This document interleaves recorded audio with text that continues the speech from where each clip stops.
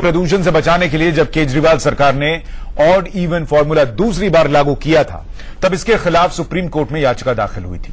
Supreme court ने तब कहा था कि दिल्ली को प्रदूषण से बचाने के लिए ऑड इवन ही नहीं बल्कि जो भी जरूरी होगा वो किया जाएगा। दिल्ली के प्रदूषण की चिंता ही थी कि सुप्रीम कोर्ट ने इस साल दिवाली पर दिल्ली एनसीआर में पटाखों की बिक्री पर पाबंदी लगा दी। पटाखों पर पाबंदी का थोड़ा असर दिवाली की रात दिखा। दिवाली की रात दिल्ली एनसीआर में आतिशबाजी कम हुई, लेकिन नहीं हुई ऐसा भी नहीं था। इससे पहले दिल्ली एनसीआर के प्रदूषण पर कोई खास असर हुआ हो ऐसा नहीं लगता। दिवाली की रात हवा में जहरीले कणों की मात्रा खतरनाक स्तर पर पहुंच गई। आज सुबह से दिल्ली एनसीआर में धुएं वाली धुंध छाई हुई है, जिसे स्मॉग कहा जाता है। लोगों को सांस लेने में दिक्कत हो रही है, आंखों में जलन हो रही है। ऐसे में यह सवाल बेहद गंभीर हो गया है कि अगर पटाखों की बिक्री पर पाबंदी से भी प्रदूषण कम नहीं हुआ तो फिर दिल्ली एनसीआर की जहरीली हवा अब कैसे साफ होगी।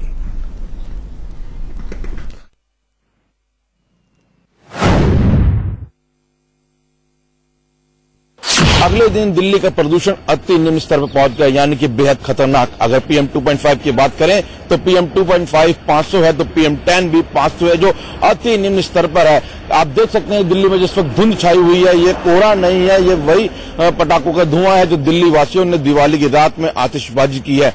इसी मद्देनजर सुप्रीम कोर्ट ने दिल्ली में पटाखों की बिक्री के ऊपर बैन लगाया था, लेकिन जो बैन था पूरा नकारा साबित हुआ है। किसी तरीके से दिल्ली वासियों पे इसका असर नहीं दिखा है। दिल्ली में जमकर आतिशबाजी हुई है। दिल्ली के पॉश इलाकों से लेकर जो छोटी छोटी रिहायशी कॉलोनियां हैं, अनऑथराइज कॉलोनीज है, वहां पे भी जमकर आतिशबाजी हुई है। ये नजारा है, इस वक्त हम पश्चिमी दिल्ली में रिंग रोड पर मौजूद हैं और आप देखें तो चारों तरफ जो है स्मॉग ही स्मॉग दिखाई दे रहा है। स्मॉग की चादर ने जो है पश्चिमी दिल्ली को ढक रखा है। मेरे पास इस वक्त पश्चिमी दिल्ली का जो डाटा है वो मौजूद है। आप देखें तो PM 2.5 मैक्सिमम जो है इसमें 418 दिखाया गया है, तो PM 10 की जो मात्रा है वो 999 दिखाई गई है और 999 के बाद ये मीटर काम नहीं करता है।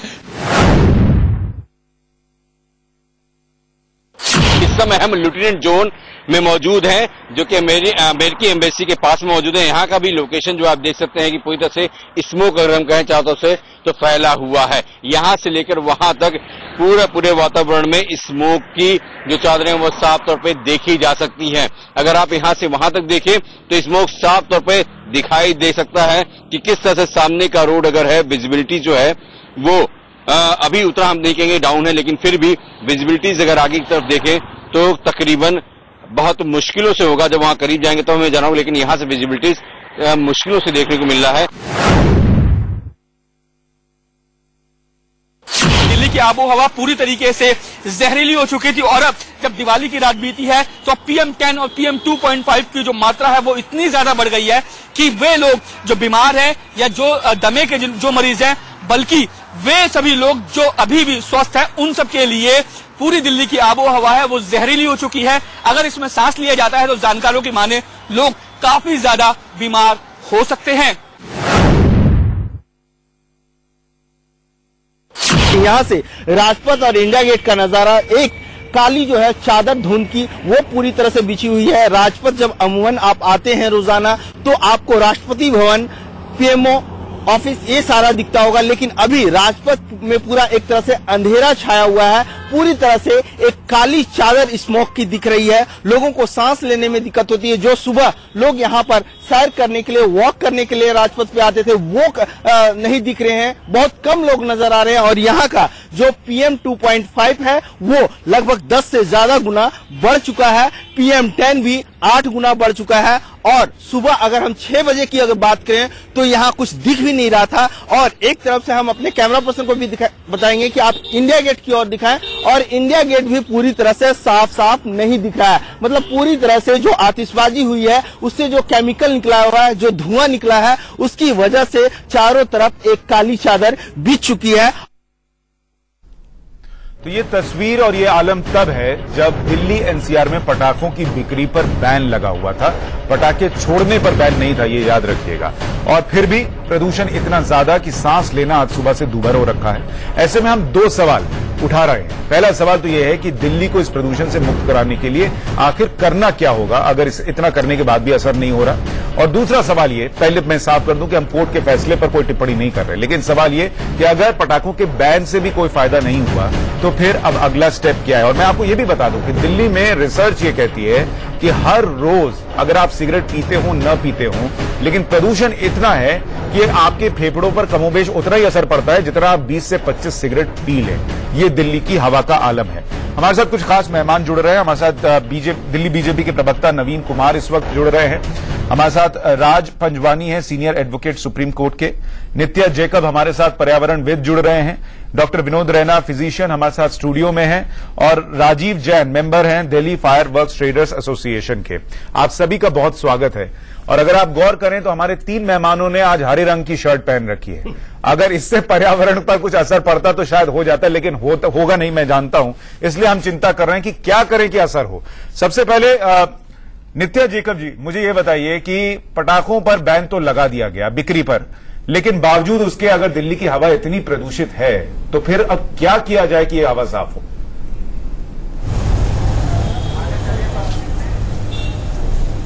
कुछ 2 चीज जो कारण है दिल्ली की हवा के प्रदूषण का, पहले उस पर देखते हैं। सबसे बड़ा कारण है तो एनवायरमेंटल डस्ट, जो धूल है नेचुरली ओकरिंग दिल्ली के आसपास, और उसके जो कंस्ट्रक्शन से जो धूल उड़ता है।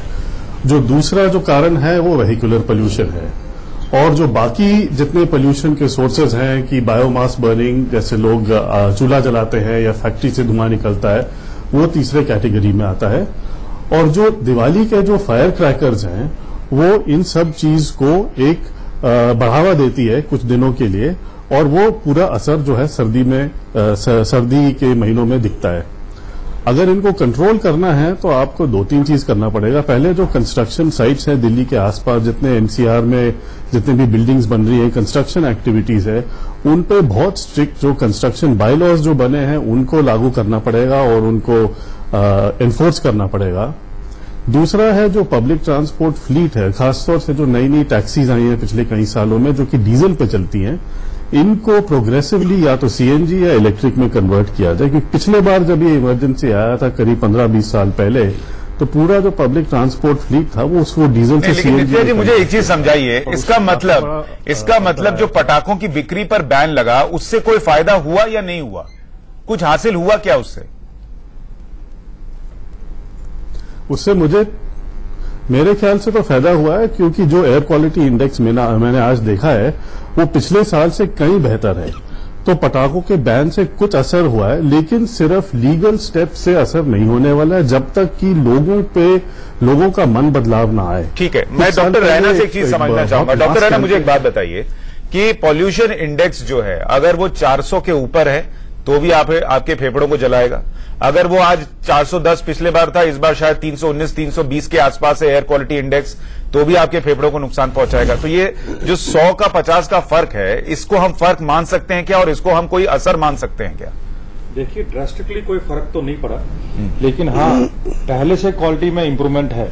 आप देख लीजिए कि जो पिछले साल आपने देखा कि जो एयर का पोल्यूशन था वो बहुत दिनों तक रहा, और वो उसकी वजह से क्या हुआ कि जो बहुत सारे पेशेंट्स थे जिनको पीसीओडी की प्रॉब्लम्स है, सांस की प्रॉब्लम है, दमा की प्रॉब्लम है, उन लोगों को बहुत दिक्कत होती है। क्योंकि आप ये देख लीजिए कि जो पेशेंट ऑलरेडी अस्थमिक है और उसको आप ऐसी जहरीली हवा खिलाते हो, वो जब वो सांस लेता है तो उसको बहुत परेशानी होती है, उसको बहुत दिक्कत हो जाती है और वो बहुत परेशान हो जाता है। क्योंकि नॉर्मल आदमी भी आप आजकल देख लीजिए कि जब वो बाहर जाता है तो उसको खांसी आती है, सांस लेने में तकलीफ होती है, लेकिन आप उस पेशेंट की आप मानसिक हालत देख लीजिए कि जो अस्थमिक है और उसके बाद जब ऐसा वो हवा अंदर लेता है तो उसको बहुत दिक्कत हो जाती है। मैं ये समझना चाह रहा हूं कि अगर पटाखों की बिक्री पर बैन था, पटाखे छोड़ने पर बैन नहीं था, तो हमने देखा दिल्ली एनसीआर में पटाखे छूटे और खूब छूटे, और तभी शायद ये आलम है कि आज इतनी सांस लेने में तकलीफ हो रही है। तो जो पटाखों पर बेचने पर बैन था, अगर वो पटाखों के छोड़ने पर बैन होता तो ज्यादा इफेक्टिव होता क्या? बिल्कुल, मैं इससे सहमत हूं। मेरे को ये लगता है कि न्यायालय को एक ऐसा ऑर्डर पास करना चाहिए कि जहां पर टोटल ब्लैंकेट बैन होना चाहिए, चाहे वो कोई भी फेस्टिवल क्यों ना हो, उस पे पटाखे जलाने पे बैन होना चाहिए। अगर ये ब्लैंकेट बैन लग जाता तो ऑफ एयर है वो बहुत इंप्रूव होगा और बहुत फर्क पड़ेगा हमारे जो एयर क्वालिटी में। ठीक है, राज जी मुझे थोड़ा ये समझाइए कि क्या कोर्ट ने जो किया वो एक अच्छा कदम तो था, एक कोशिश भी अच्छी हो सकती है, लेकिन क्या वो पूरा इम्पैक्ट छोड़ पाई जो कि मंशा थी कोर्ट की कि पर्यावरण को बचाया जा सके, लोगों के फेफड़ों को बचाया जा सके? देखिए, अब जब आप हम कचहरी की बात करते हैं तो कचहरी जो है वो भी काफी सेंसिटिव रहती है, क्योंकि हम बात करते हैं लेजिटिमेसी की। एक जुडिशियल लेजिटिमेसी होती है कि जो जुडिशियल ऑर्डर होए वो ऐसा ऑर्डर होए जिसका पालन हो सके।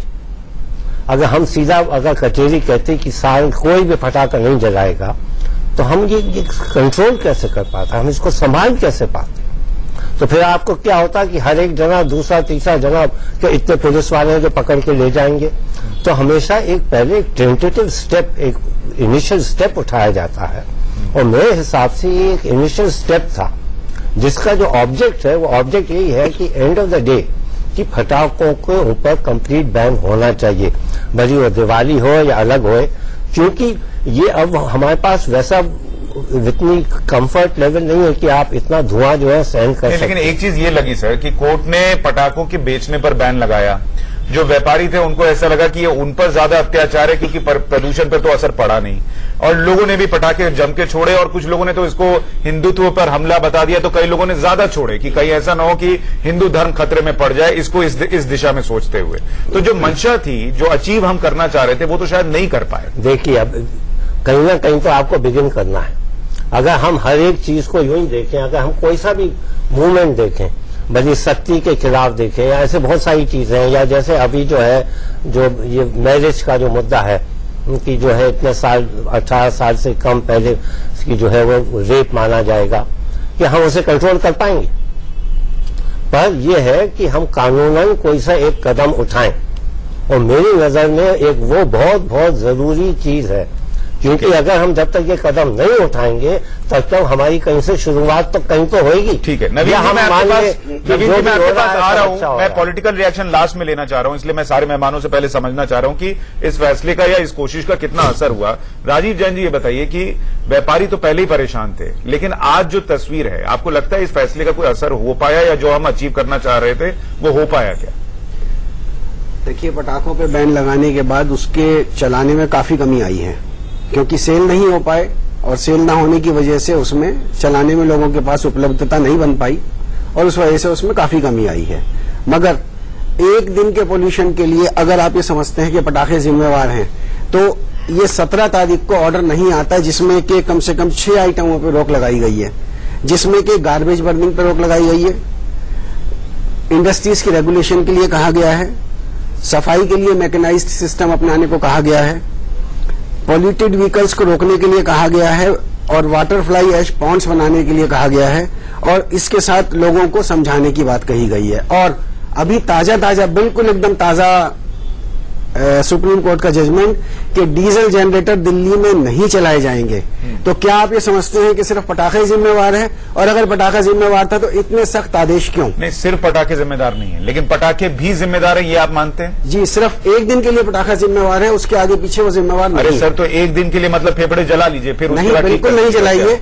आपको पता है क्या कि एक दिन जो आपके फेफड़े पे नुकसान पहुंचेगा उसका इम्पैक्ट कितने दिन तक रहता है? आप बिल्कुल ठीक कह रहे हैं, जो नुकसान है वो किसी को भी नहीं होना चाहिए। आप बच्चों से पूछ लीजिए, जो छोटे छोटे हमारे बच्चे हैं जो ये सांस लेते हैं, उनकी कितनी तकलीफ होती है। सर, रिपोर्ट है दिल्ली में वायु प्रदूषण की वजह से करीब 35% बच्चे फेफड़े और सांस की बीमारी की। सर, गाजीपुर लैंडफिल में इतना कूड़ा जल रहा है कि उससे इतना ज्यादा पोल्यूशन पैदा हो रहा है। इसके लिए भी तो कोई चिंतित है सर? ये जो वजह है, एक बात बताइए, आपके घर से जो कूड़ा निकल रहा है उसको कहीं ना कहीं तो रखना होगा, वो आपकी मर्जी से नहीं हो सकता कि आप कूड़ा निकालना बंद कर दें, लेकिन पटाखे छोड़ना न छोड़ना तो आपकी मर्जी पे हो सकता है। उस कूड़े में जो जल रहा है कूड़ा, उससे इतना पोल्यूशन हो रहा है कि जो 2014 में 278 माइक्रोग्राम पर क्यूबिक मीटर का प्रदूषण था, वो 2017 में बढ़ के 1131 हो गया। तो इसका मतलब जो दूसरे प्रदूषण के जरिए उनको भी हम रहने दें? जी नहीं, बिल्कुल सब चीजों पर रोक लगनी चाहिए। और इसके साथ साथ, और आप लोगों ने पटाखे बेचे नहीं, तो दिल्ली एनसीआर में ये पटाखे आए कहां से? ये पटाखे वो हैं जो कि 50 लाख किलोग्राम का स्टॉक था, जो कि कोर्ट को मालूम है, और उसके बारे में पहले इंटीमेशन दी जा चुकी है। अतः आप ऐसा नहीं कह सकते कि ये पटाखे कहां से आए। ये पटाखे पहले से ही सुप्रीम कोर्ट को बता दिए गए थे कि 50 लाख किलोग्राम रखे हैं, ठीक है, उसी में से बेचे। नहीं, वो बेचे हैं, सवाल वही तो मुद्दा है अगर उसी में से बेचे तो आपने कानून का जो है उल्लंघन किया। कैसे?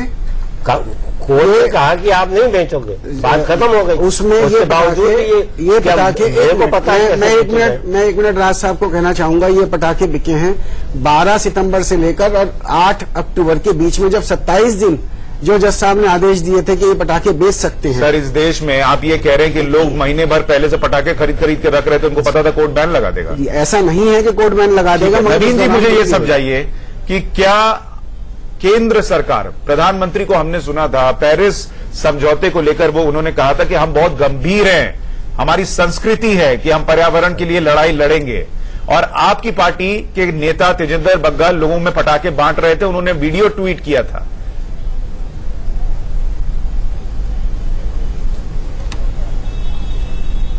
देखिए सुशांत जी, सबसे पहले मैं एक बात कहना चाहता हूं, केवल पटाखे ठीक है, पटाखे से प्रदूषण बढ़ा लेकिन बहुत अधिक नहीं, लेकिन इसका परमानेंट सोल्यूशन निकालने की आवश्यकता है। परमानेंट सोल्यूशन क्या है कि दिल्ली में जिस प्रकार से इंडस्ट्रियल का गार्बेज निकल रहा है, इंडस्ट्री का पानी गंदा यमुना में भी जा रहा है, उसको कौन रोकेगा? दिल्ली में बढ़ते वाहनों की संख्या रोकने के लिए सड़कों का निर्माण कौन करेगा?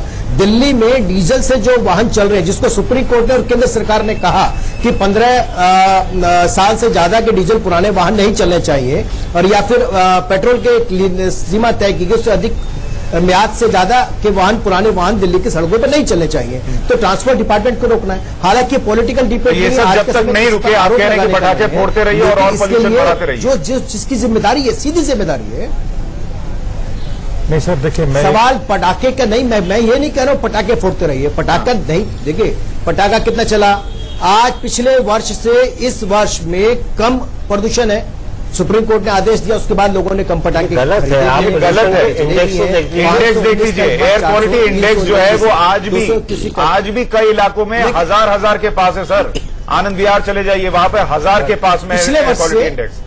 तो क्या कीजिएगा आप? इसको मानिएगा कि ठीक है, आप पिछले बार 1100 था, आज 999 है, तो 100 कम हो गया। मैं एक काम कर रहा हूं नवीन जी, मुझे एक छोटे से ब्रेक के लिए रुकना पड़ रहा है, मैं इस पे लौट रहा हूं और आपका जवाब लूंगा।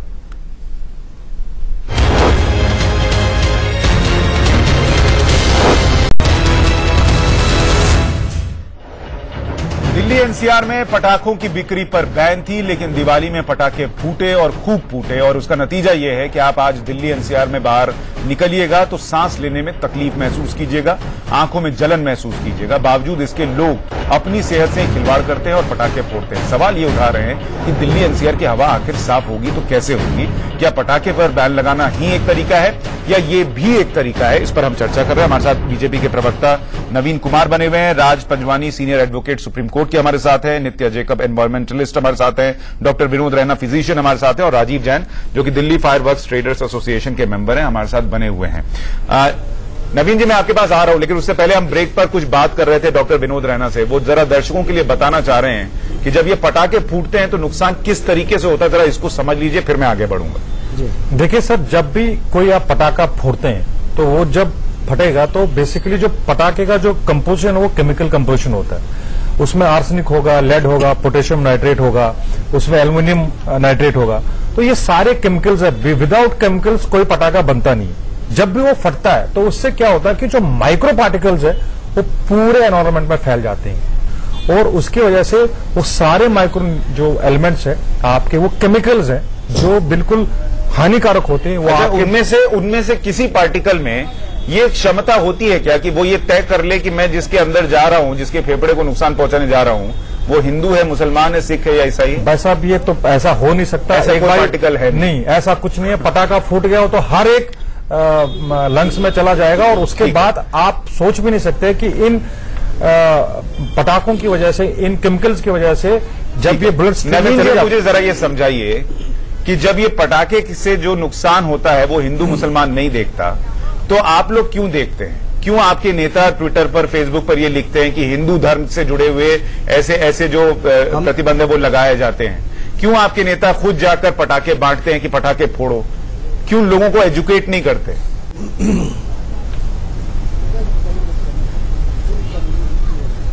देखिए, दो बातें आप कह रहे हैं। एक तो ये कि पटाखा हिंदू मुस्लिम किसी ने नहीं कहा।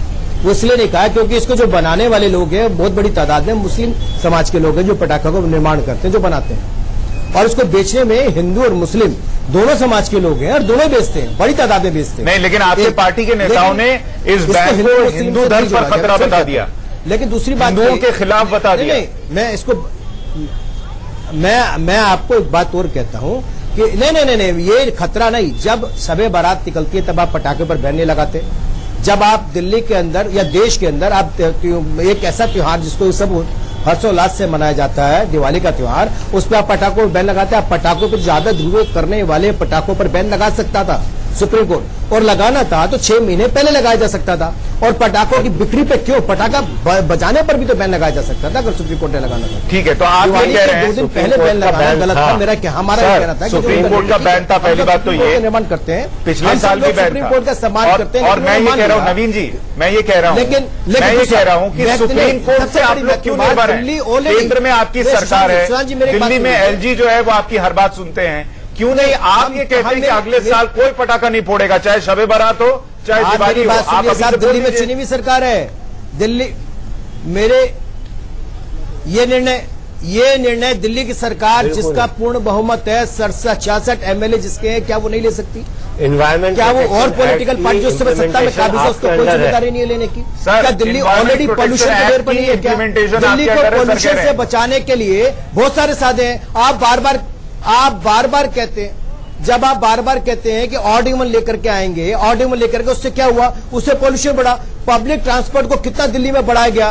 दिल्ली में पब्लिक ट्रांसपोर्ट अगर ज्यादा सरल हो जाएगी तो निश्चित तौर पर लोग अपने व्हीकल का प्रयोग नहीं करेंगे। अगर अपने व्हीकल का प्रयोग नहीं करेंगे तो पोल्यूशन कम होगा। नवीन जी, मुझे एक बात बताइए, एनवायरमेंट को बचाने के लिए एक बात बताइए, आपके हिसाब से क्या उन्होंने कहा कि हर आदमी किया जाए? नवीन जी, मुझे एक बात बताइए, आपके हिसाब से पटाखे से नुकसान होता है, ये मानते हैं आप?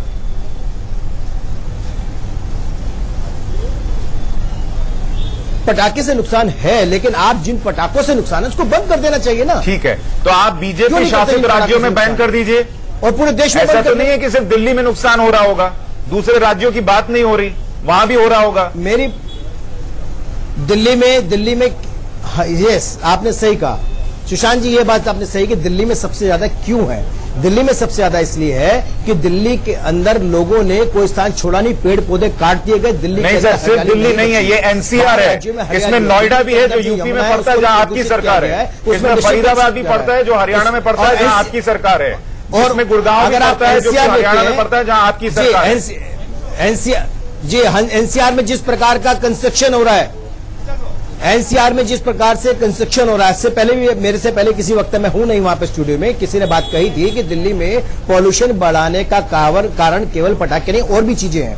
तो आप सबके पर ध्यान देना चाहिए, इसके बचाने के रास्ते क्या निकाले, और दिया भी है पोल्यूशन। पर हम ये समझना चाह रहे हैं सर, नित्या जी मैं आपको यहाँ पे लाना चाहूंगा, मुझे ये बताइए कि हम हर बात के लिए, पर्यावरण को बचाने के लिए अदालतों पे क्यों निर्भर हो गए हैं? क्यों एनजीटी बोलेगा तभी होगा, क्यों सुप्रीम कोर्ट बैन लगाएगा तभी होगा? सरकारें क्या कर रही हैं? कुछ करती हैं, आपको दिखता है, और अगर नहीं कर रही हैं तो क्यों नहीं कर रही हैं? इसके पीछे की वजह क्या है?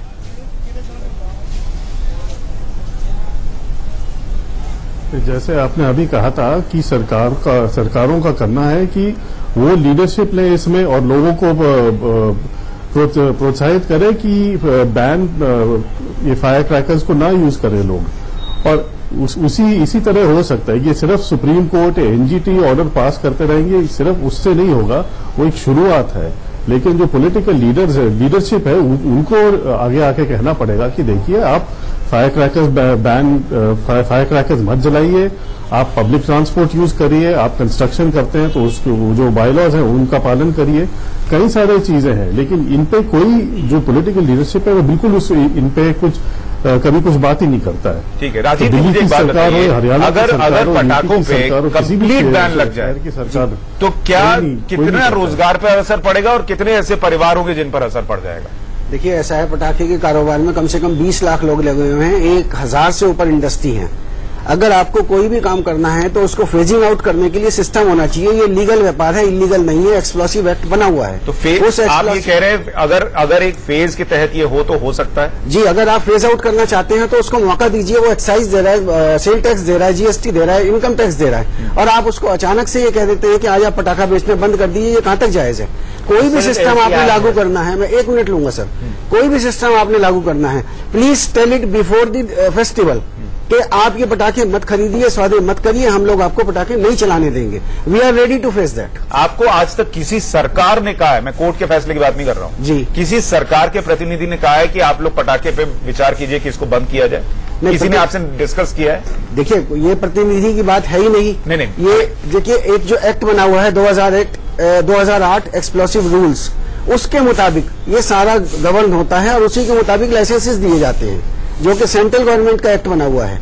उसको आप परे हटाकर कैसे कर सकते हैं? मैं कह रहा हूं कि 2008 के पोल्यूशन में और आज के पोल्यूशन में, और 2008 में पोल्यूशन से हो रही मौतों में और आज की मौतों की संख्या में अगर फर्क आ गया है तो क्या हम उस एक्ट को न बदलें?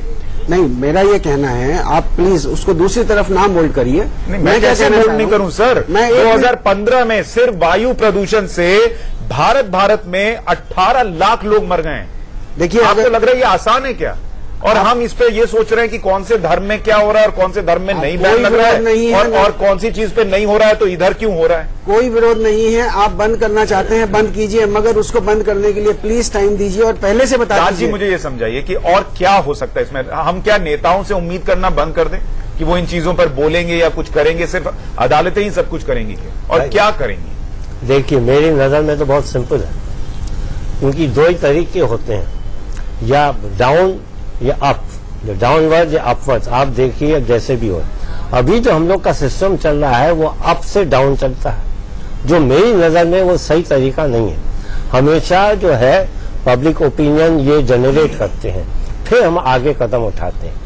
और तकलीफ यह है कि जो पब्लिक ओपिनियन जनरेट करने वाले जो हैं, जो आप उनको पॉलिटिशियंस बोले या एनजीओज बोले या जो भी बोले, उनका जो प्रभाव होना चाहिए सोसाइटी पे, मुझे वो इतना प्रभाव दिखता नहीं है। ठीक है, नहीं तो हम नीचे से ऊपर जाते तो बहुत आसान होता। नवीन जी, मुझे एक बात बताइए, सुप्रीम कोर्ट से आप शुरू करते हैं और नीचे आते हैं तो थोड़ी। नवीन जी, मुझे एक बात बताइए कि प्रधानमंत्री इस देश के लोगों से कहते हैं कि आप गैस पर सब्सिडी छोड़ दीजिए ताकि हम उन लोगों तक गैस सिलेंडर पहुंचा सकें जो लकड़ी के चूल्हे पर खाना बनाते हैं और उनके फेफड़ों पर असर पड़ता है। क्या प्रधानमंत्री इस देश के लोगों से नहीं कह सकते कि आप चाहे शबे बारात हो, चाहे आपकी दिवाली हो, आप पटाखे बिल्कुल छोड़ दीजिए जलाना, क्योंकि वो आपके फेफड़ों पर असर करेगा? ये नहीं हो सकता क्या?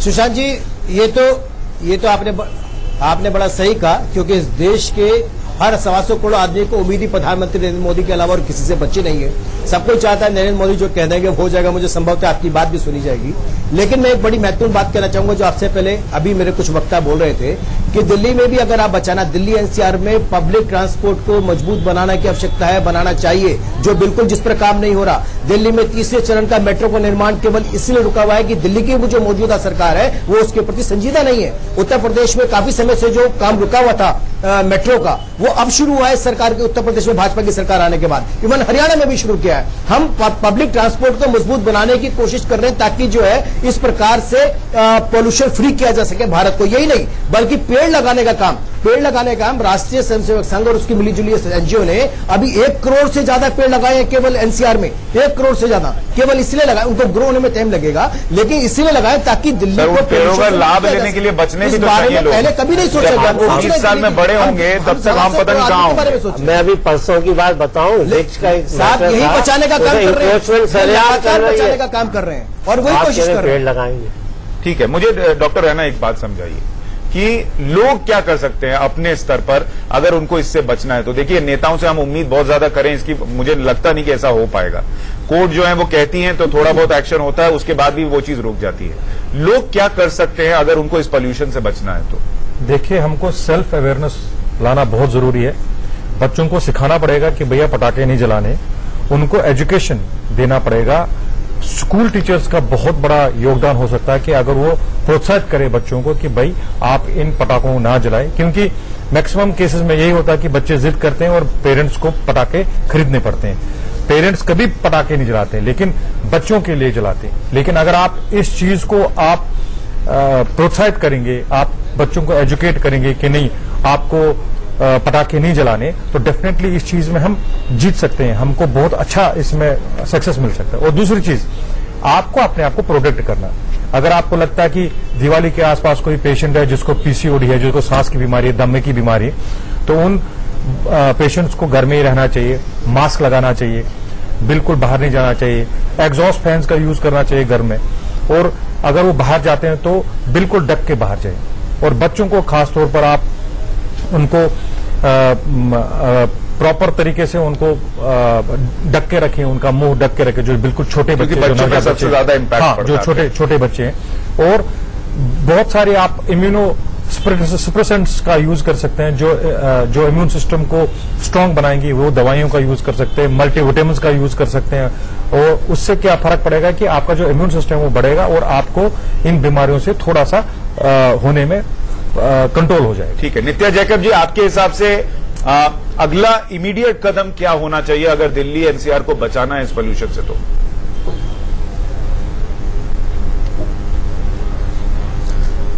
मेरे ख्याल से इमीडिएट कदम तो कुछ उठाना मुश्किल होगा। आप अगर मीडियम टर्म में देखें तो जो पब्लिक ट्रांसपोर्ट जितना बढ़ गया है, टैक्सी जितने बढ़ गए हैं, इन पे कुछ पाबंदी लगानी पड़ेगी, ताकि डीजल टैक्सी जो रजिस्टर हो रहे हैं दिल्ली एनसीआर रीजन में, उन पे पूरी तरह रोक लगाया जाए। ठीक है, मेरे पास बहुत कम है, मैं एक रिएक्शन राज जी का और राजीव जी का भी लेना चाहता हूं। एक एक स्टेप क्या हो सकता है, उनको लागू करना पड़ेगा। अच्छा ठीक है, मेरे पास माफ कीजिएगा, मेरे पास वक्त बिल्कुल नहीं बचा है, लेकिन इतना जरूर है कि लोगों को भी समझना होगा कि ये पर्यावरण जो है वो आपका ही है, आपको इस पर्यावरण में रहना है। अगर आप उम्मीद करेंगे कि कोई दूसरा इसके लिए काम करे, सरकारें काम करें या सुप्रीम कोर्ट या एनजीटी काम करे तभी जाकर पर्यावरण सुधरेगा, तो वो ठीक है, लेकिन इसमें आपकी हिस्सेदारी भी है। वो हिस्सेदारी नहीं निभाइएगा तो भुगतना भी आपको और हमको पड़ेगा। आप सभी मेहमानों का बहुत शुक्रिया महाबहस में आज के लिए।